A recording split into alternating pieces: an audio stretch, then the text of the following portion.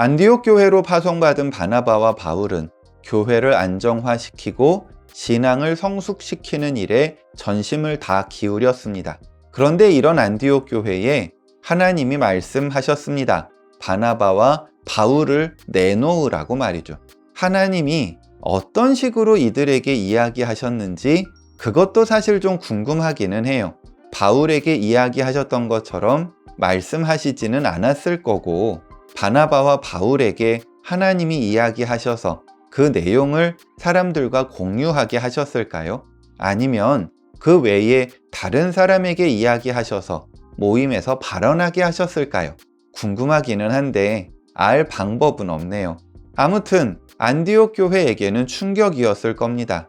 쉽게 말하면 담임 목사와 선임 부목사가 한꺼번에 빠져나가는 거란 말이에요. 뒷감당은 오롯이 안디옥 교회의 몫으로 남겨놓고 말입니다. 물론 하나님이 부르시니 어쩔 수 있냐고 말할 수 있습니다.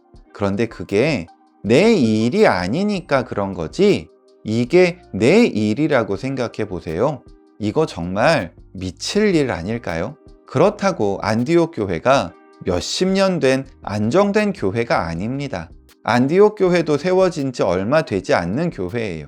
바로 얼마 전에 예루살렘 교회에서 바나바랑 바울을 파송했잖아요. 그렇게 생각하면 지금 안디옥 교회가 제대로 세워질 수 있게 노력하는 게 먼저가 아닐까요? 지금 그거보다 더 급한 일이 있을까요? 그런데 하나님은 있다고 이야기하십니다. 하나님은 바로 바나바와 바울이 첫 번째 전도 여행을 떠나게 만드십니다. 사실 이게 생각보다 이야기하기 쉽지 않은데요. 보면 볼수록 바나바와 바울을 감사함으로 떠나보낸 안디옥 교회도 대단하고, 또 그 명령에 순종하는 바나바와 바울도 대단하다는 생각밖에는 안 들어요. 내 교회만큼 소중한 게 없는데 그걸 내려놓는 안디옥 교회 성도들, 정말 존경스럽습니다. 표현하자면 내 거잖아요. 내 목사님이에요. 내 목회자예요.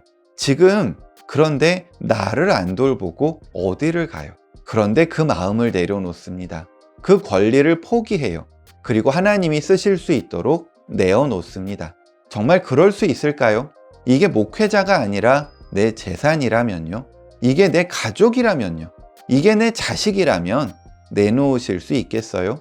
어린 나귀 새끼를 내어놓으라고 말씀하시고 나의 보리떡과 물고기를 필요로 하신다는 걸 알았을 때 정말 내놓으실 수 있겠어요? 솔직히 모르겠습니다. 자신 없어요.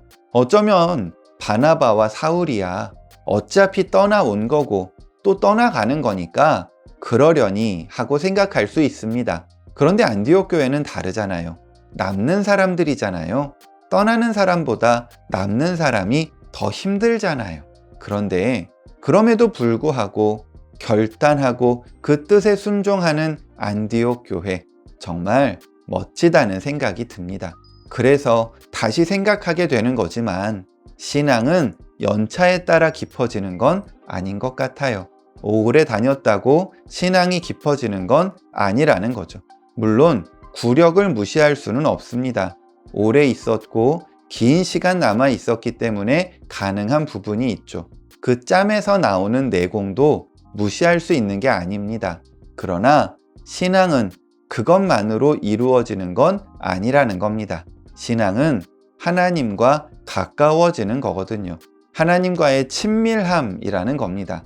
하나님과 얼마나 더 가까우냐, 하나님과 더 깊은 만남을 가지고 있느냐 하는 건 단지 시간만으로 해결되는 건 아니더라는 거죠. 그러게요.